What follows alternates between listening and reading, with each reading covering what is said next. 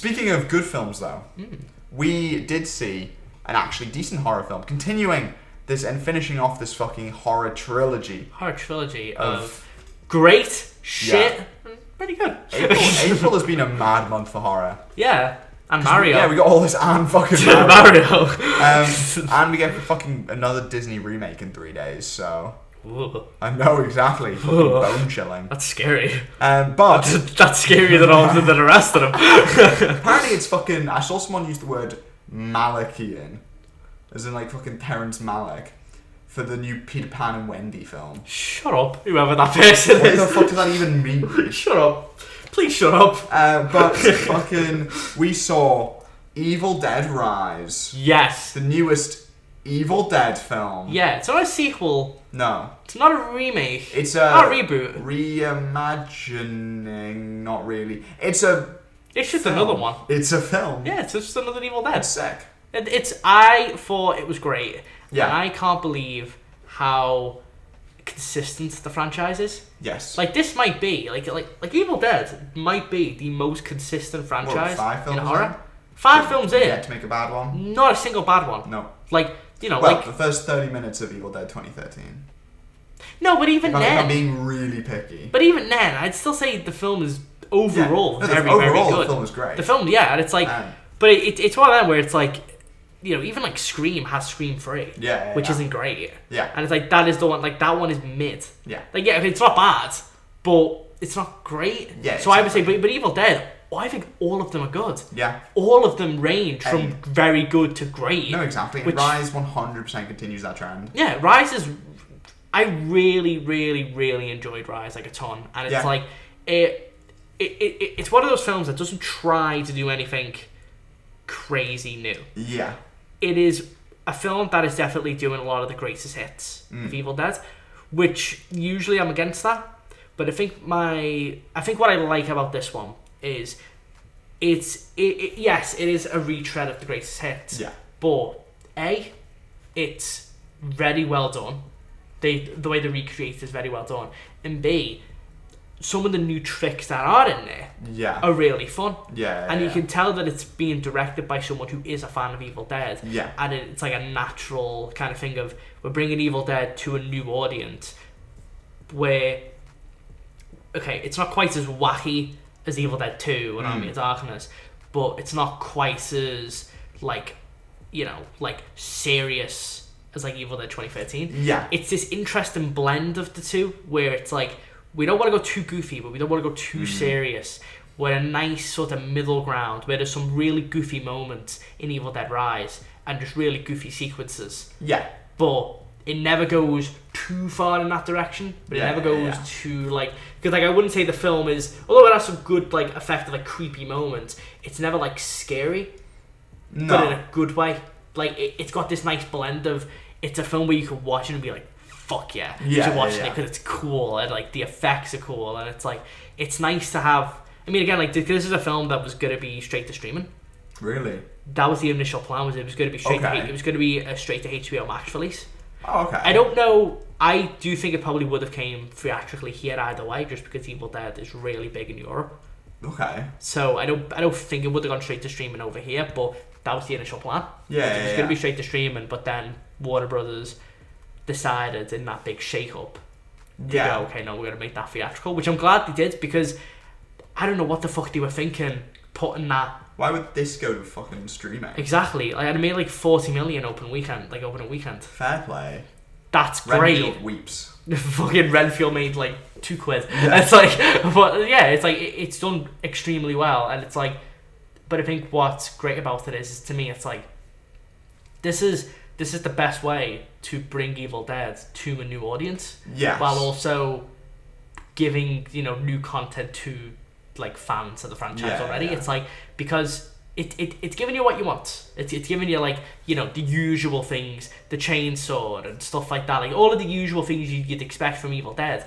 But it's just it's done by it's done by a filmmaker who's passionate, but it's also as well offering a different take. Like, okay, we're not doing the cabin, like we've done. We're going to put it in, an apartment like complex, which doesn't sound like too drastic of a change, especially when it does a lot of similar like ideas, but it does add. a lot of new... Yeah. Just putting it in a different location totally changes the movie. Totally changes what they can do. Because you've got this whole thing of like, okay, yeah, you're not like, because even though it tackles a lot of the same beats that you would when it was at a cabin, like, oh, we can't escape, like the bridge is gone. In this case, the stairs are gone. It does a lot of the similar tricks, but just by putting it's like Scream 6, how Scream 6 went to New York. Yeah. Totally changes it. It's different. It opens up a whole new box of toys. And it's like, even though they still go back to the similar threads and the similar ideas of the other movies, the difference is that you've got a whole new location that you can put those in. It just feels fundamentally different. Because the film's more claustrophobic, because most of it takes place in one room. Which is really fucking cool. The whole place just like most of it just takes place in a single room. And it's like, and it's cool that it's like that. And some of the sequences that are away from the room are also sick. Like, there's a cold open. The cold open is great. Which is absolutely fantastic, but it's also a really good kind of subversion as well, where it takes place at a cabin. And then immediately it's like, no, this isn't what we're doing. Like, we're going somewhere else. And it's a nice way of paying homage to those films of the original Sam Raimi films, while also going, okay, but here's a new take. Like, here we are in this new location. That is, and it's just a film that's like, it's just a really well executed horror movie. It doesn't try to blow your mind, it doesn't try to deconstruct. It's just a really solid, well-made movie, which, if you're going to introduce Evil Dead to a new generation, this is how you do it. Remind the diehards of why Evil Dead's great, but also you've got a whole new audience now watching it. And it's like, I think that's more interesting than just doing a remake. Even though I think the 2013 remake is great, you have a really good like foundation there now to do something interesting. Because you've not just done Evil Dead again. You've done an Evil Dead movie in a different location, and you've opened the door to other ideas, other places it can go. You could do Evil Dead in this apartment building, but now you can do it somewhere else. You could do Evil Dead's fucking in space. Evil Dead as a western. Just do something crazy. Evil Dead in space. Now that's where it's fucking Evil out. Dead town. Do a whole town. See, I think this one is great, and it's got some really good moments. I think it does slightly suffer because I think I think that is partly due to it being the first of this new anthology series. This new idea, this new mindset they're going in with, And so I think it feels a bit potentially undercooked. I think that to me it feels like they had this idea for we'll set in an apartment complex. We'll set it basically in this is a really fucking small apartment. It's like a shitty little apartment. Exactly. The place is about to be gone in a month. Exactly. And I think what it ends up kind of resulting in is, particularly the second act, is a bit underbaked, I think. And it kind of pads itself out slightly. And it spends a bit too long, maybe with some shit like the whole mum being outside. And there's a few bits to me that just end up feeling a tad repetitive and a tad drawn out. But I am fucking nitpicking here, like, absolutely, because when it's good, it's fucking great. I think for me, like, I know what you mean, but I think for me the difference is that I think once the film kicks off the Evil Dead stuff, it's just riding such a fucking high that even if those parts are a little bit undercooked, the way that executed is just so well done. The way the film just moves at this really nice pace. The first act I do think is a bit slow in the beginning, and I do think, but watching it again, to me was like, okay, like this was because as we're recording it now, like, this is the second time I've seen it, and I do think the first act moves a bit better upon like a rewatch, and it's like, but I do think the difference, like, with like this, like 2013, is that because 2013 is a remake, the pacing of it's a bit off, because I guess if you've seen the original, you sort of know what's coming. And with this one, you do know sort of, okay, it's gonna be this is gonna happen. Someone's gonna get the book, and some idiot's gonna get the fucking book Yeah, and read yeah. it and be like, oh no! This kid is fucking stupid, like. So stupid, but it's not an Evil Dead movie about a complete yeah. fucking idiot at like the heart of it, being like, why did I do this thing? Yeah. Like, why? Like, I'm exactly. an idiot. Like, fucking in a remake, the guy who gets the book is doing a fucking dissertation on it. He's fucking writing novels about it. He's like studying it, and it's like, what the fuck are you doing? Yeah. It's like, but I think it's like the difference is like you, because you've put it in a different setting, you don't know what to expect. Yeah. Even if it takes on those familiar beats, it just feels different. So there's that immediate tension of, okay, where's this going? Because it does go at it differently. Yeah. Not completely differently, but it does somewhat change. absolutely. Changing like the Book of the Dead, like with the vinyl and stuff, and like that's a really cool way of switching that up. No, I think it's a lot more finely, specifically the first act, is infinitely more finely tuned than fucking Evil Dead 2013. Yes, like because I watched as many fucking plot points as possible to drop them. because I watched. Seconds later. Kind of think watching Evil Dead Rise again. I like how the first act, I really like a lot of the foreshadowing it does. Yeah. Which I think it does a lot better than 2013. Yes. It does it a lot more naturally. Yeah. Whereas Evil Dead 2013's first act, it's weird. It's got like a similar. They both have a similar issue of they're a bit slow to start, but then once they actually kick off, it's just an insane fucking high. So it's not that big of an issue. Yeah. Hence why, like, when I like talk about them, I have them rated as highly as I do. Yeah. Because I'm like, that part's a bit slow, but also I kind of look at these films differently. I kind of look at them with a less like critical lens. That's fair. Because I think what's great about Evil Dead is they are so unashamed to just be really fun. Yeah. And just kind of be, I think what works most about Evil Dead is the simplicity of the stories. They don't try to be anything else. Oh no, absolutely. They're not trying to elevate it beyond anything else. They're not trying to do like. Look at 2. Yeah. 2 spends what, 2 seconds setting 2 up? doesn't stop. That's what's yeah. insane about that movie. It's an 80-minute. There's like 5 minutes of setup in the beginning, and then it's just 75 minutes of fucking carnage. It doesn't stop, and it's like Venom 2, let there be carnage. Exactly. Superhero movies. Superhero movies, guys. Marvel movies. I love Marvel.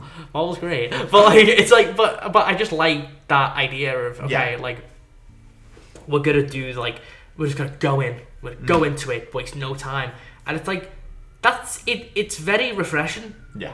Because a lot of horror movies, because even when they were first coming out, like a lot of horror movies back in the 80s and stuff would have like 10 minutes of action, or gore or whatever, and there'd be like 17 minutes of nothing. Yeah. I was like, but Evil Dead was always like, we're going right into it.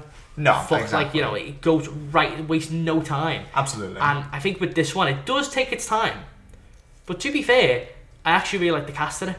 Yeah. I do think the cast is better than the 2013 one. Yeah. I don't know whether it's just because, I don't know, like I just think the cast flow better because it's a family. Yeah, you know what I mean? You've got that family dynamic immediately, which is that's always what I've liked about like Insidious and Poltergeist and stuff, where like you immediately connect because there's a family at the heart of it. Yeah.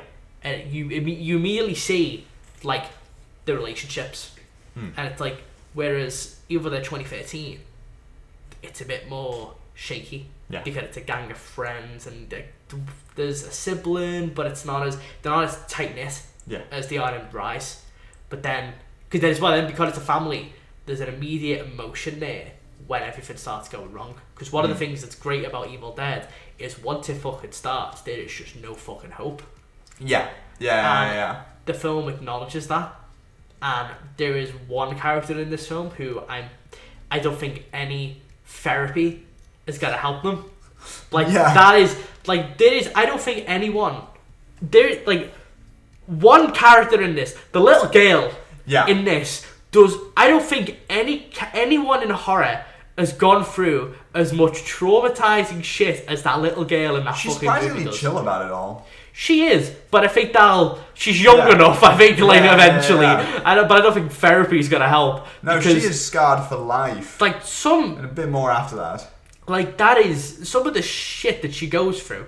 Yeah. In that fucking film, is you would be like a shell of yourself after that. Like even if you survive, you're basically dead. Like your soul is dead. Because like you are. She went through the fucking ringer. Which That's Evil Dead, and that's what's great about like again like it's got the spirit of Evil Dead. Like once it starts, it just doesn't stop. It's unrelentless. It just keeps going until eventually it finally ends, and it does end. This ends on a fucking high. There's a fucking cool idea at the end, which it doesn't use too much, but I think they were wise not to overblow it and be go too far with it, because it's fucking cool, and they used it just the right amount where it doesn't wear off by the end.